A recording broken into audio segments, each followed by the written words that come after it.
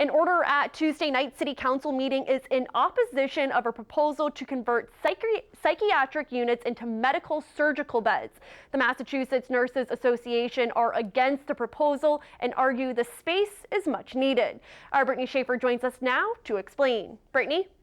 Olivia, Lisa Goss works in the psychiatric wing at UMass Memorial Medical Center, and she will be speaking at tomorrow night's council meeting to explain why the rooms are needed in her wing and how most of the time every bed is being used. I haven't heard anything positive from patients about this change.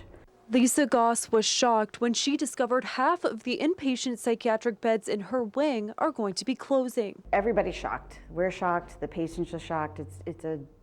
It's a huge decrease, in the amount of services that we can provide. My initial reaction is just sadness, given the fact that we need more services, and it seems like everywhere is cutting the services.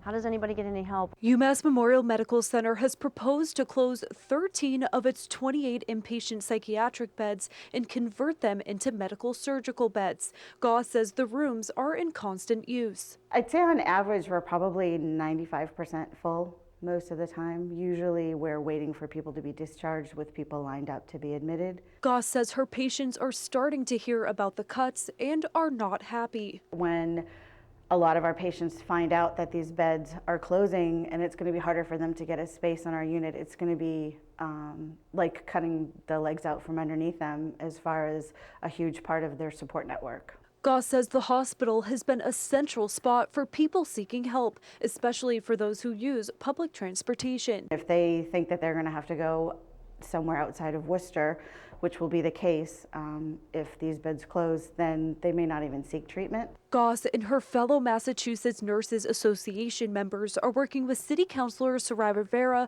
on an order at Tuesday night City Council meeting in opposition to UMass's proposal.